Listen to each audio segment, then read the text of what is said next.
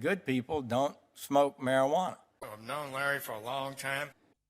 Quiet, numbskulls, I'm broadcasting. This is the Medical Marijuana Radio Show with Larry Love. All love. I got something here for you and me. Oh yeah, it's the medical marijuana. Whoa, whoa. I got something here for you and me. Oh yeah, it's the medical marijuana. Whoa, whoa, whoa. Hello, everybody. Welcome to another edition of Medical Marijuana Radio. This week, we're going to be talking to the president of the Indiana chapter of the International Jewish Cannabis Association, Amanda Batya Messenger. And it's a very interesting conversation, and we look forward to getting right to it. But first, I want to remind you of my Friday and Saturday nights on Clubhouse show, Late Night with Larawana, 9 p.m. on the West Coast and midnight on the East Coast. So let's get right to Amanda Batya Messenger right after this. This is the Medical Marijuana Radio Show with Larry Love. All love. And today I'd like to introduce to you Amanda Batya Messenger. Her Hebrew name is Batya, and she is the Indiana chapter president of the International Jewish Cannabis Association. Welcome to Medical Marijuana Radio, Amanda. Thanks, Larry. Thanks for having me. So tell me about, first of all, about the association, the International Jewish Association of Cannabis. So how did you get involved in that, and what do they do? Well, we were founded by Ben Tamir. He's in Florida, and he and his wife are in the medical cannabis industry in Florida. She is one of the leading cannabis practitioners, and he helps her with her business. And he also has a couple of projects that he does in the cannabis space as well. And about 6 years ago, he noticed a need at conventions for there to be kosher cannabis conventions, to be kosher food options for Jews who kept kosher, as well as he realized there was a lot of Jewish folks in the industry for obvious reasons. We'll probably get into that in the next hour.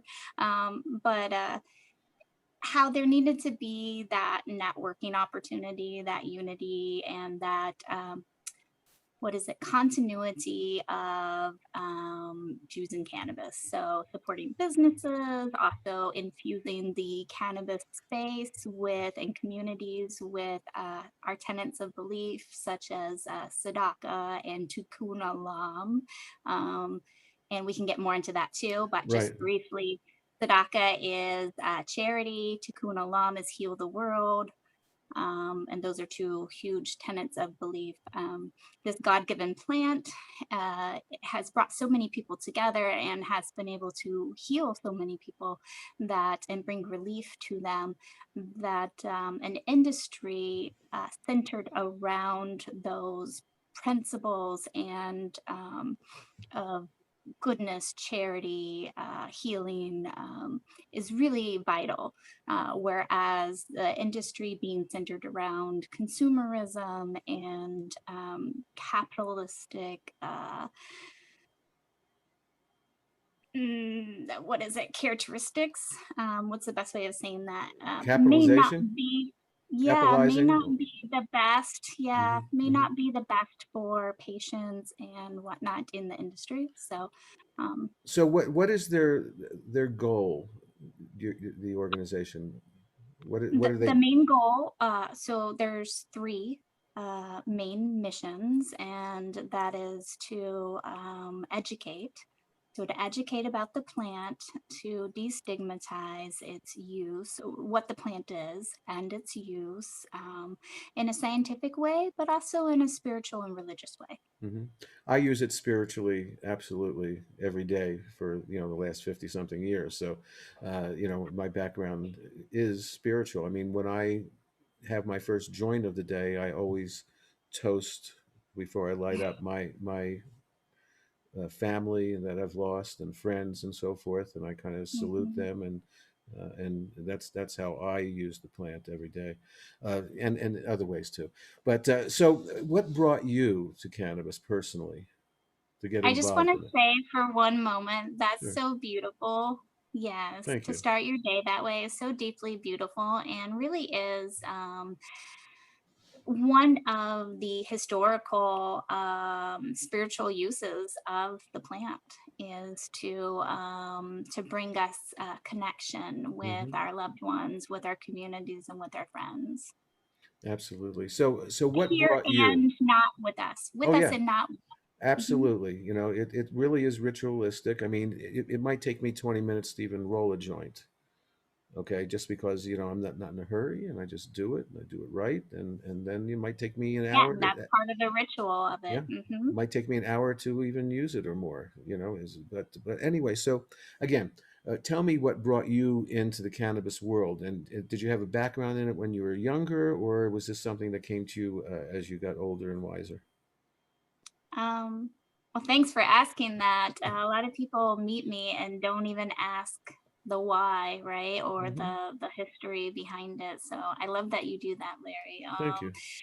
Yeah, it's I never ever wanted to do this. I would say I was never a cannabis enthusiast. I never wanted to get into this industry. I was not an advocate. Like nothing.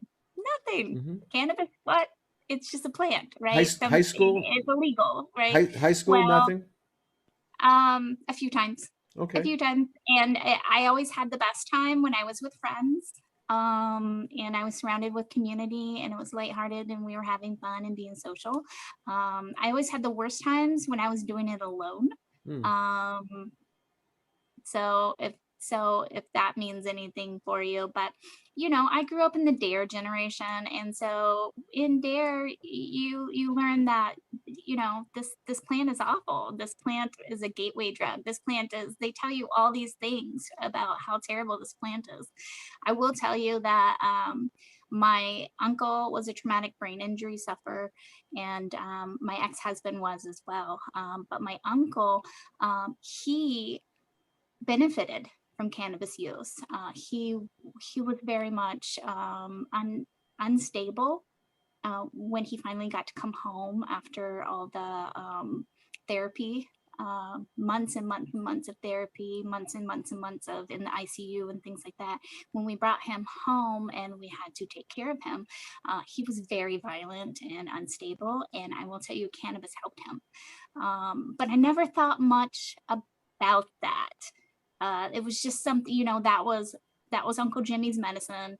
Um, so I kind of knew that there was some medicinal components to it, that there was something about this that was helpful for some people. Um, but it was never really on my mind when Mhm. I was going through life and having my experiences. It was Right. never But something that you got to see it work firsthand, and you said, "Oh, that doesn't look." right. I'm assuming that doesn't look dangerous, and it's really helping Uncle Jimmy. So, I did, yeah, and then but it never crossed my mind until, 2017-ish. My daughter, was 3 at the time, and she started having some odd neurological symptoms, and, it happened after hindsight's always 2020, so I'm gonna put that out there, but looking back on the series of events, she had received a flu vaccine, and then she also got a really bad chest infection, and it was all around the same time, and then she got the flu, mm, and her system was just super overloaded, and we started noticing these weird symptoms happening, and come to find out, so she started having like anxiety, um bad, horrible nightmares that turned into hallucinations during the day. Didn't want to eat, didn't want to be active, didn't want to make eye contact, would stutter constantly. Just it really looked like some odd neurological symptoms, almost like regressive autism Hmm. is the best way I can describe it. She wouldn't verbalize or talk very much to us. And it was just like each week that passed, she had a new symptom, a new weird neurological symptom. Suddenly she was stumbling when she tried to walk down the hallway, and we thought she was goofing off, and we Mhm. couldn't quite get to the bottom of it. What period of Um, time was that taking place? Not year wise, but like how, like weeks, months, and then when did you finally say, or when did it you go to a doctor and say this is what's happening? And what do you think, and so forth? Well, a lot was going on at that time. So I had just had her baby sister. We Okay. had just moved into a new house. So there was stressors in the Hmm. environment, but nothing that would cause neurological issues. Right, but her Like, comfort zone had changed. yeah, Yeah. Yeah. definitely. But so some of the little things in the beginning, we were just like, okay, she's just not sleeping well. Okay, that's pretty normal for a 3-year-old to start having nightmares. Okay, and so we were rationalizing it and going along. And so after about a month of just this accumulation of symptoms, her preschool said, we think she could have regressive autism. And we were like, Well, no, that she's so smart though. I mean, she's always been ahead of the curve on everything. She talked and walked and did everything before other kids. The milestone, they give sure. the age range for when they meet certain milestones. She was always way ahead of the curve on all of that. So we were just kind of baffled. We consulted with some doctors, some behavioralists, some therapists. I came home. We actually were coming back from, she was with a babysitter, and we were coming back from one of these consults, one of these behavioral, what is it, autism assessment consults. We were getting the results. And came home, and she ran to me in the kitchen, was like, Mom, I'm glad you're home. And it looked like she fainted in my lap, and she started seizing. Oh boy, it's first time that you know of that she had a seizure. Well, an obvious one. Sorry, I still get. No, verklempt is the word. Yeah, yeah, I understand. Take a deep breath, and So you're okay, sweetie. I will say it's gotten easier to talk about. Hmm. Um, Cannabis has helped me too. The cannabinoids from hemp is what I use locally here in Indiana. They've helped me get through some of the PTSD of all of that. But so she was flapping around in my lap, and I was like, are you joking around? What's going on? And I noticed that she wasn't fully with me. So Hmm. I just rubbed her head. And I know from animal medicine, my background in animal science, I know that you just keep them calm, make sure they're safe. So she stayed safe in my lap. And it lasted about a minute or two. And prior to that, we had seen things where she would just stare off. Hmm. So that type of neurological That activity. could have been an aura, Um, as they say, possibly. I guess I've there's lived. those, and there's atypical, Mhm. there's petit mal, and then there's absence. If you've ever heard of absence Yes, seizures, those are the very stereotypical staring off ones. right. We saw a combination of different atypical is what they Yeah. call them, seizures. I Um, lived. I just take a deep breath for a second. I lived with a woman, for 25 years, and for the last 10 or 15, she had a seizure condition. So, I know the anxiety of seeing someone that you care about in extreme distress and so forth. And seizures are just.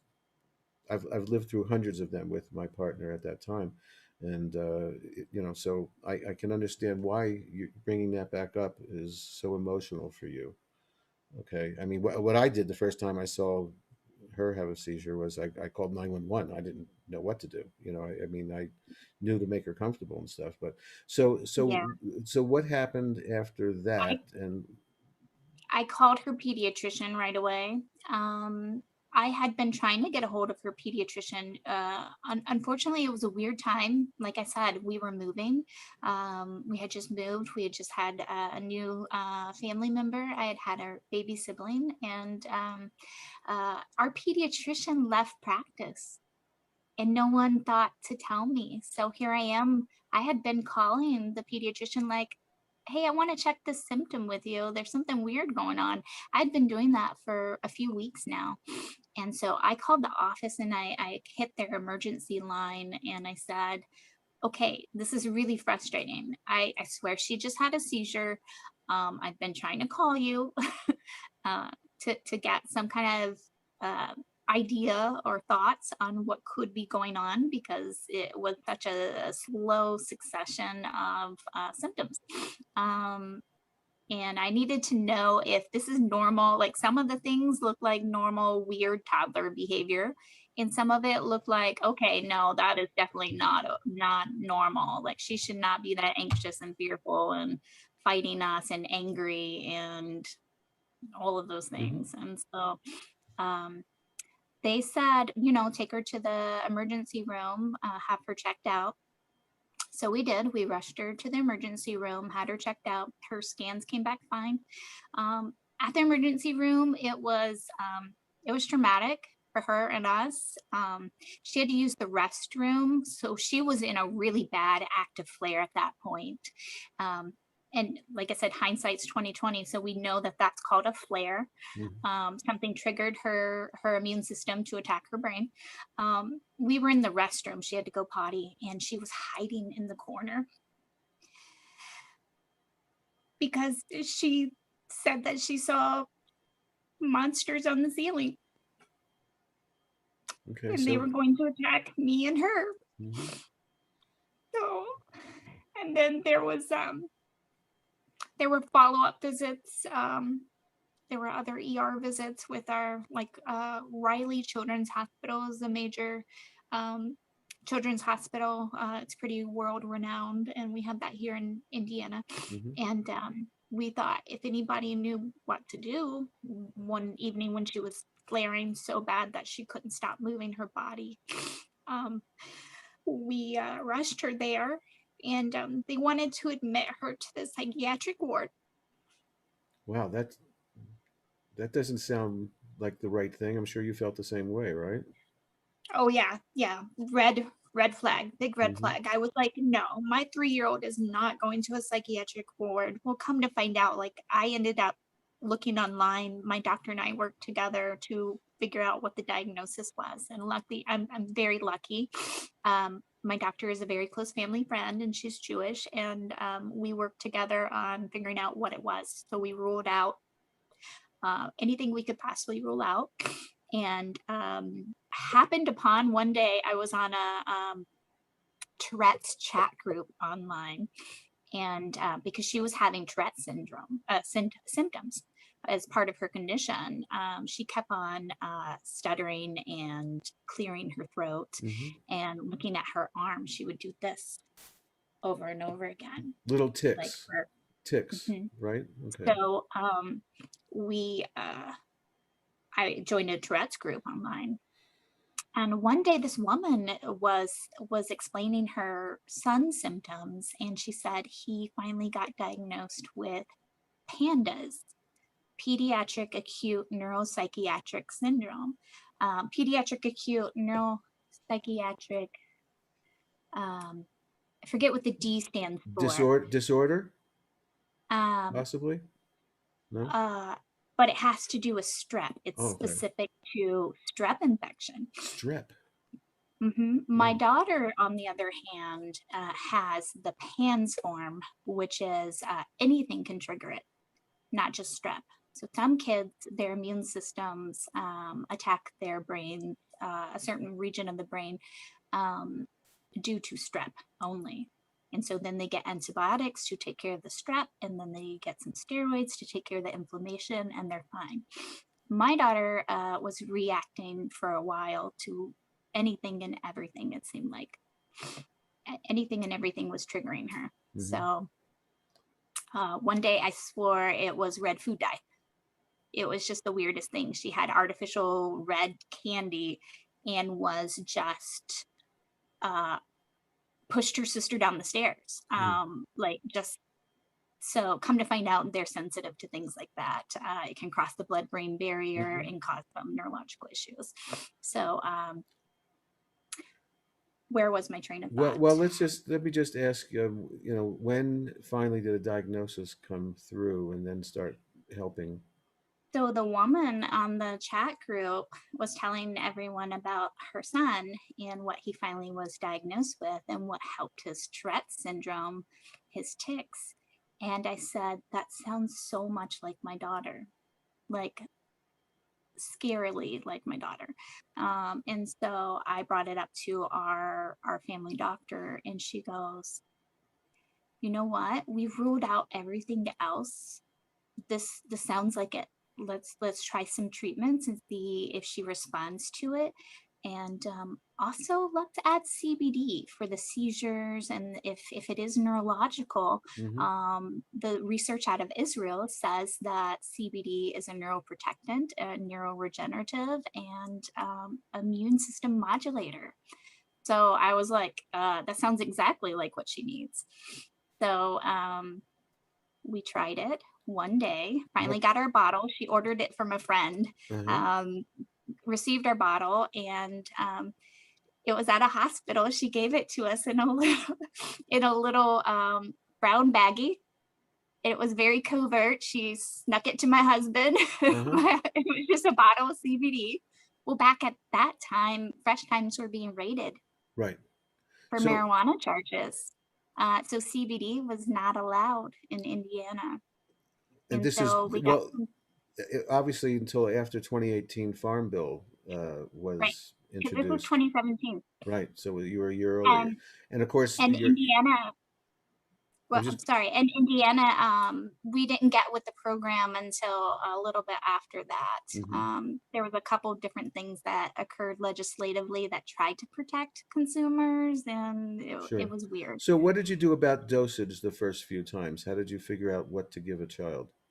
Well, it was some MLM brand. I'm not going to mention it, what we used. So it was probably very low CBD anyways, but she was such a small body that it was fine. It was the weird nanotechnology. They claim to have the weird nanotechnology. Well, that's not so weird. It's actually very, very good because the body gets to uptake more higher percentage of what you want. If they're actually using that technology, but some, because it's not a regulated market, some are claiming to use that technology that don't really use it. I see. So they just slap it on the label. So we weren't really sure if it was, but she received it well. She had her first doses that morning. She had just a few drops put under her tongue. I couldn't tell you what the dose was at all.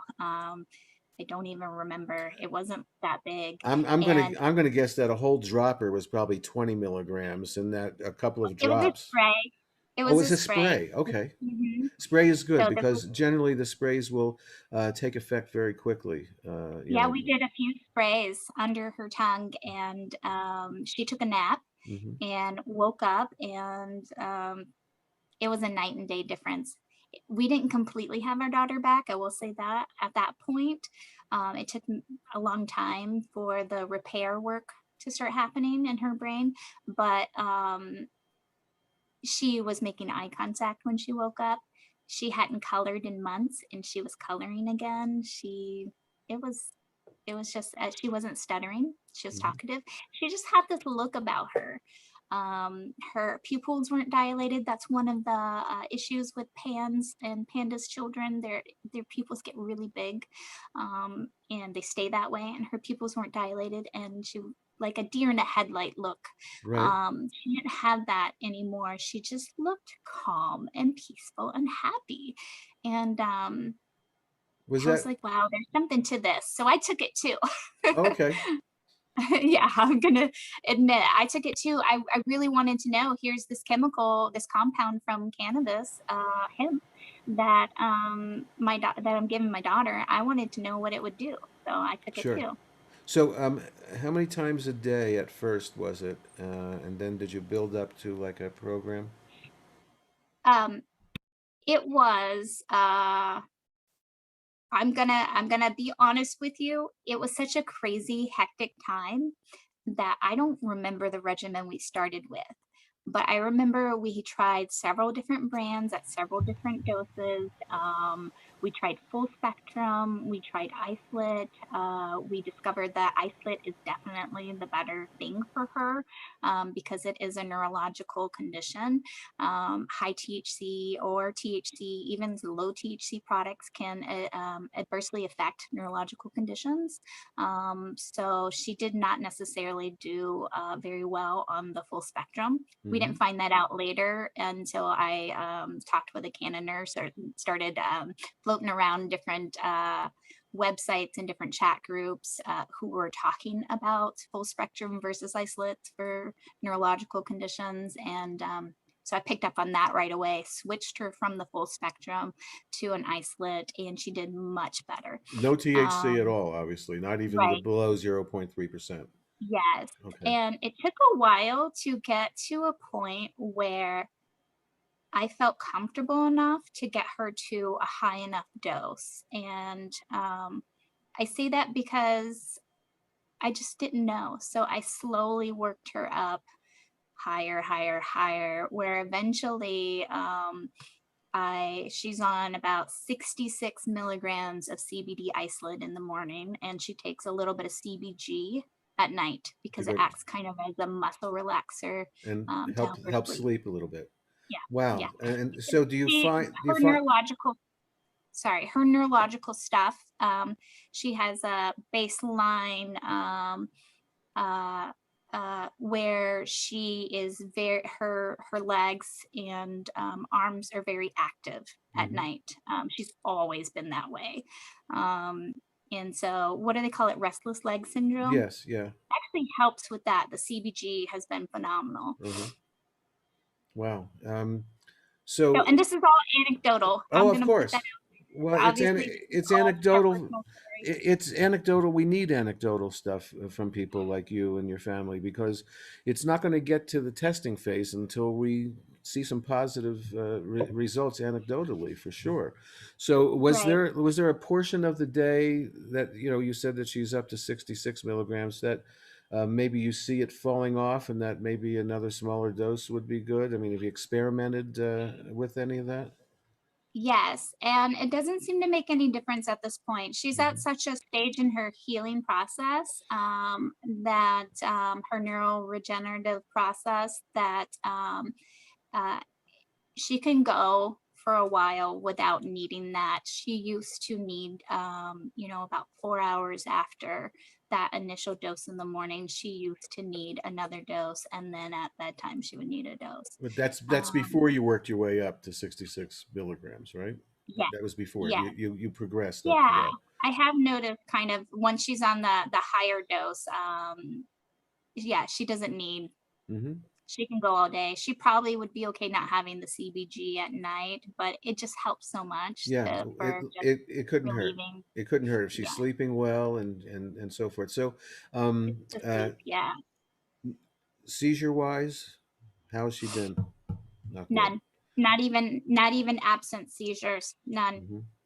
Okay. Well, Yeah. you So still big. do you still have the sprays in the house? You still using a spray?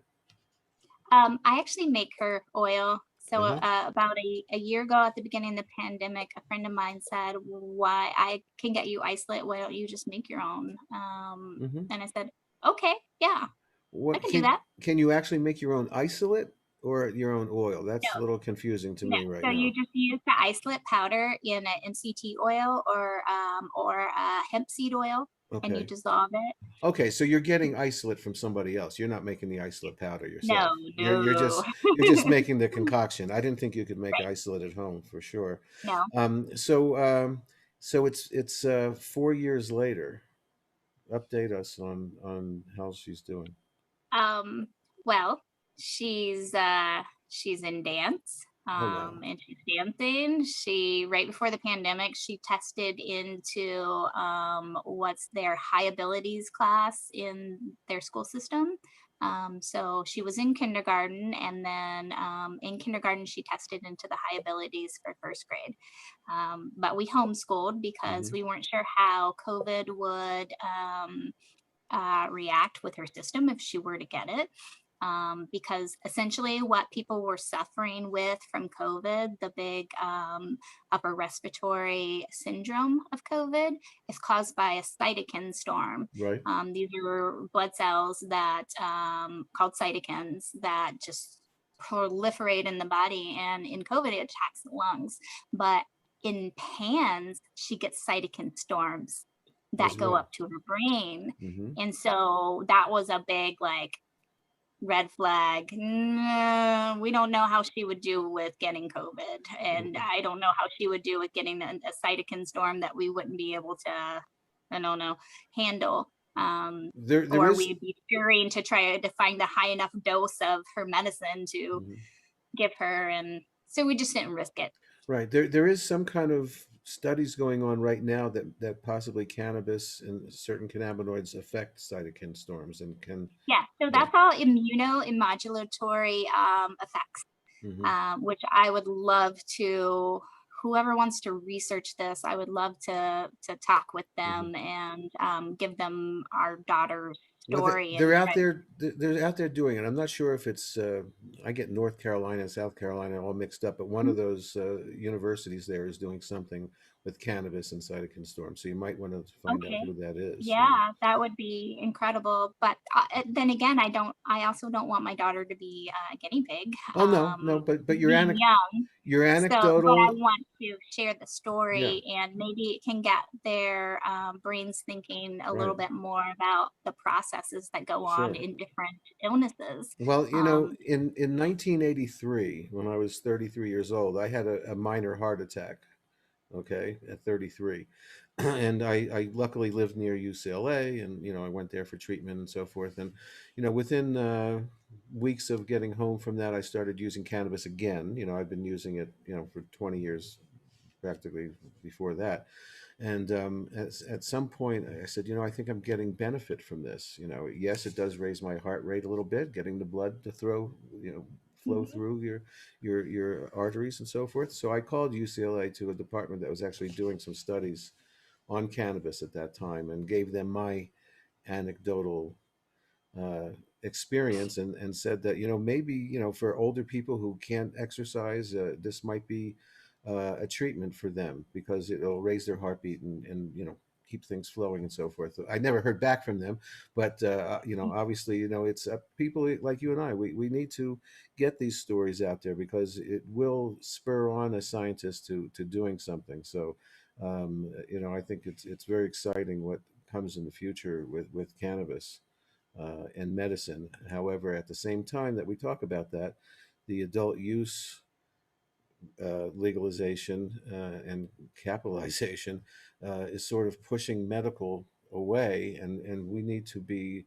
uh, very active as medical advocates for cannabis that Mhm. we keep these products going and so forth. So that, yeah, and that's how I got thrust into this. I mean, Hmm. I, it was never anything I ever imagined myself doing, but when I saw what it did for my daughter, and then I saw also what it was doing for me, it was helping with the PTSD at the time. I also have, I have Crohn's and Lyme's disease. Oh wow. And so we think that part of the reason why she may have PANS has to do with Lyme, intrautero Lyme type of things, Hmm. or even co-infections from Lyme that she could have received while in my uterus and developing. So, which causes all kinds of bodily dysfunction. Hmm. And what we know about cannabis now is with the endocannabinoid system, if you can give the body the proper supplementation it needs for the endocannabinoid system, that itself can help with bringing the body back into homeostasis when it gets off from disease, illness, stress, environmental factors, things like Mhm. that. So, At least that's one of the theories. yeah, yeah. Well, everything's a theory until it's proven. But again, we need to hear these things and figure them out and try them in real trials and so forth. Tell me about the Crohn's. Is cannabis helping you with Crohn's? And obviously, it's CBD only where you are right now. Are you able to get? Are there plenty of I places to get the medicine that you and your daughter needs? Yes, so I discovered, I think it was about 2018, I discovered a local brand that made a full spectrum oil, hemp oil, and really high dose CBD, and then a microdose of THC within within legal limits, and then a full array of terpenes that are Hmm. and um, that could still be detected after processing. So just full spectrum, a really good full spectrum oil. It was expensive, but it worked. Hmm. So I was actually able to get off all my Crohn's meds. Wow. And Mhm. what is what is it? Humira? What's the name of the major one? Yes, I was on I was on a generic, um it wasn't Humira. It was a shot though, right? That you get every so often, and they're very I expensive didn't from get what I the hear. shot. It Yeah. was a sulfur-based, Okay. generic. Gosh, I wish I could Yeah. remember the name of So it. how you doing now with the Crohn's and the Lyme? You doing okay? You got Yeah, it under control? actually, I feel the best I've felt in a very long time. I hit rock bottom, I feel like, with my health right Hmm. after, knock on wood, yeah. I hit rock bottom with my health right after my first daughter was born. I was starting to decline a bit. And I guess that has something to do with stress. And when the Hmm. body gets stressed after a child, everything gets off. And when everything gets off, those disease processes that are going on in the body are amplified. So my own endocannabinoid system was struggling, and was having trouble keeping up, I feel like. And when I got on proper supplementation from the full spectrum oil, it really just started to change things. And my outlook on life changed too, which bringing the spirituality Sure. into the practice, and then a lot of self-help and things like that. Sure. Well, your daughter was feeling better. You were Starting to feeling feel better, better. and Yeah. of course that's I'm just Yeah, I'm going to tell you, Larry, I'm just now starting to live as a mom, as a Jewish mom, as because the my oldest daughter is 7.5 now, and my youngest is 4.5. hmm And it feels like the past four years have been we've been in a bubble of having a sick child, right. and that struggle itself. And so Yeah. now I feel like I'm just now able to talk about the story, and not always without Sure. tears, obviously, but So it has the emotion. But I'm just now starting to live, and I feel like it truly is because of this plant. mhm. So tell me, what about the backlash from maybe family members or friends that don't understand cannabis and that, oh my God, look what Batya's doing. How do you handle that? How do you handle being a Canna mom with other moms that maybe you deal with friends and There's so forth? Well, it's interesting because I know you feel this way too. You've said it on your show before, but this plant is stigmatized, and it's stigmatized in a way that is not unlike the way Jews are stigmatized, and Jews are um, treated in the world. So Just for the backlash. a couple thousand years worth. That's all, But maybe they'll get over it eventually and Yeah, understand that that I don't know. the Jewish It's people been have. lied about, yeah, like the plant's been lied about, it's been mistreated, Mm, it's been all these things, and so have we. So honestly, any backlash I receive, I'm just it bounces off of me, truly. I will say in the beginning, when the fresh times were being raided and all of that, um, we were really nervous and we were really quiet about everything. Well, getting her back into preschool and not letting them know, mm-hmm. like, she's on the, Yeah. Listen, there's just been skirting around that with the grandparents taking her up to great grandparents' house and having to give her medicine like yeah. quietly away from them. Like Well, it's listen, I remember sneaking out of my family's house at Thanksgiving with a couple of cousins to go take our medicine, so to speak. I mean, that saying that all use is medicinal. It does make sense on certain levels, but there's certain times when we just need an attitude adjustment from where we're at in that moment, and so you get that fix. When I say fix, yeah. that's not a good word to use. It's that adjustment that cannabis brings to us. It's just a loving calmness and so forth. I feel like it helps dissolve if you're getting full spectrum products. Even though I don't know, some people have this experience with CBD, just CBD too, but the anti-anxiety component. But I think when you have a little more cannabinoids to it, if Entourage, you're the yeah, entourage the effect entourage where they work effect and together. then the terpenes, Hmm. it just has that I call it like ego dissolving. Okay, So it just kind of dissolves the ego enough I um, like that term. that we're able to connect with one another um, in a way that isn't. We don't take offense to things as easily. We're not, and it's all just ego. Ego is just a social construct, right? It's just built up of all these experiences over life throughout the years, telling society telling us who we are and how we should behave and what we should do and how we should respond to this and that and all these messages that we receive to our brains actually if you know anything about the default mode network um, I don't, but you can tell us what it is if you'd like. so the ego has to do with the default mode network, and if you ever get into psychedelics and psychedelic medicine, it's similar. But what cannabis does is it does it in a much less profound way than psychedelics do. Hmm. Other psychedelics, cannabis Well, actually is considered a psychedelic in high THC versions like marijuana, but even CBD has psychoactivity. yes. It's just not intoxicating. Well, it's Um, it's all about the dosage. Okay, I mean, so that's something that I preach all the time because somebody who's having PTSD and an anxiety attack, one hit of sativa could possibly take them out of that, but smoking a whole joint could make it worse. Okay, yeah, so yeah. it's like dosage, and that's sort of the problem with making cannabis medicine right now, because like someone might find out that their favorite strain, blueberry or whatever, works for them, but it doesn't work for somebody else.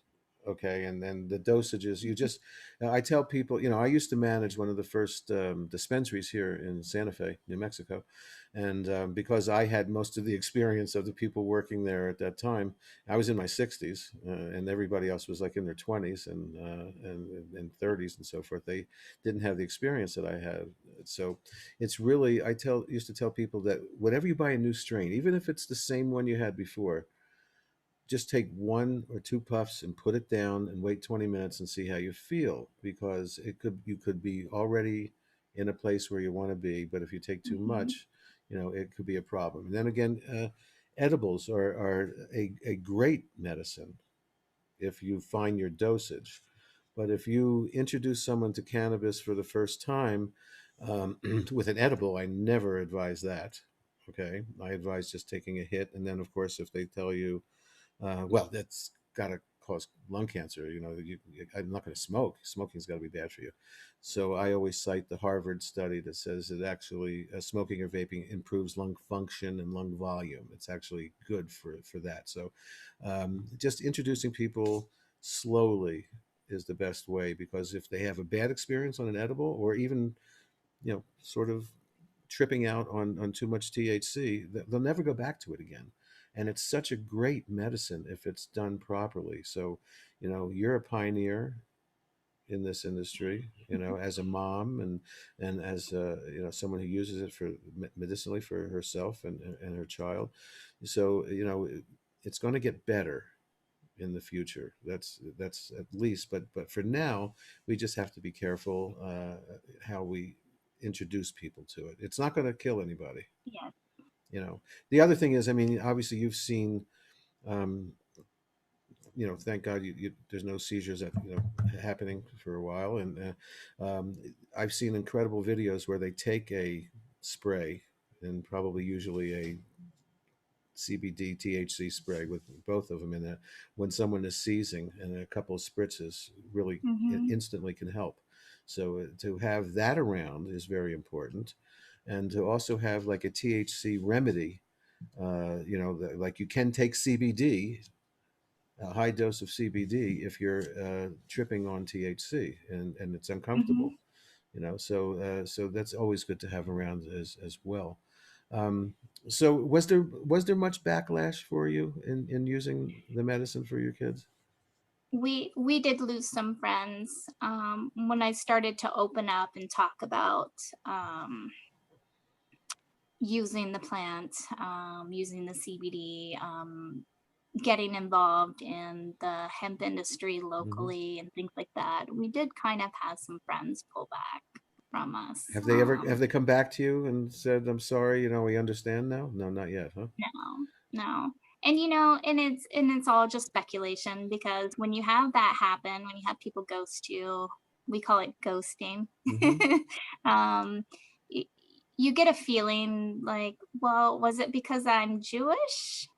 Was it because cannabis? Was it because our family's just unique and what was Yeah. it? Was it them? Was it what was going on in their life? So it's pure speculation at this point.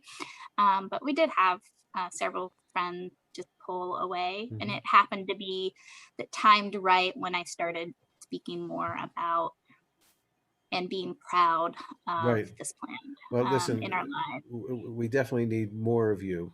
I know there's only one of you, but there's, you're doing great work, on Clubhouse and the different rooms and talking and giving out your story and so forth, which is going to help other people because there's. I just want to destigmatize it for Mhm. everyone. Indiana is a tough environment to be in, even in the hemp space. And so there needs to be more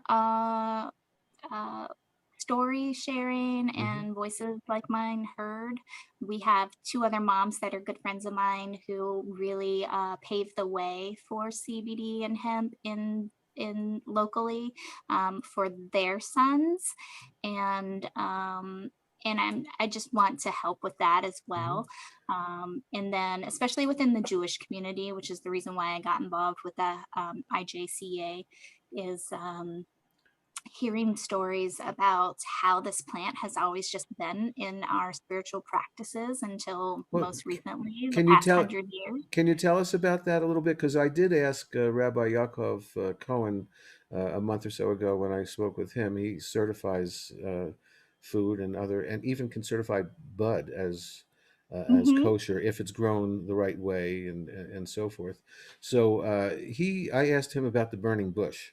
Okay, the rumors are what that bush was, but he didn't seem to think that it was cannabis. More than likely, that whole story was because of psychedelic use, like some other type of psychedelic plant. It could have been high, like lots of cannabis, but I think it was probably that whole story probably came from my own theory. I can't support it with any type of biblical facts, but probably some other type of So plant. what's your theory? Just that as another plant that maybe it was a big mushroom.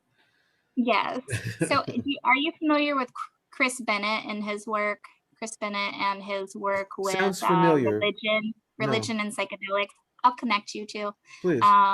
He's like the go-to guy in the entire world who knows everything there is to know about plant psychedelic medicine and indigenous medicine Mm-hmm. in spirituality and religion throughout the ages. Well, that seems to be getting He wrote a proliferate. couple books about it.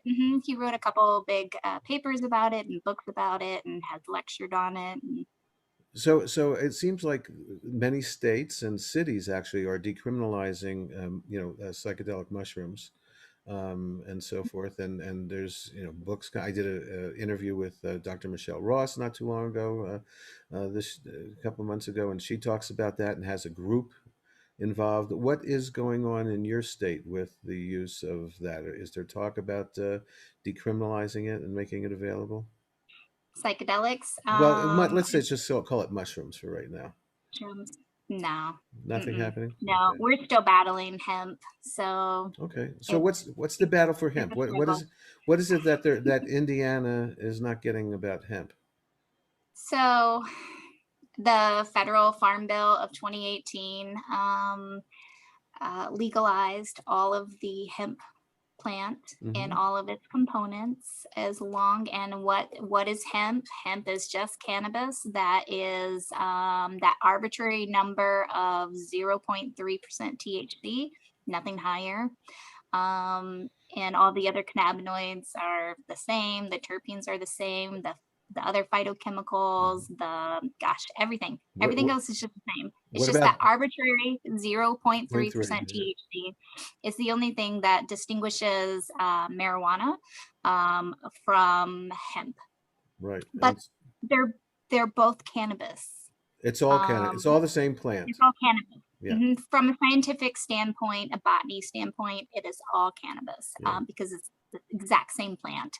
I always say the plant, the whole plant, and nothing else but the plant. So help me plant. It's cute. I'm I cute. like it. I'm a little cute. I like it. I'll keep it. Please use it. It just came out of me one day in one of my shows, and so I liked it, and I keep using it. I'll start quoting you. Please. Well, you don't have to quote me. You can just use it. Okay. So with the 4 or 5 minutes we have left, what haven't you said that you would love to get out there to people?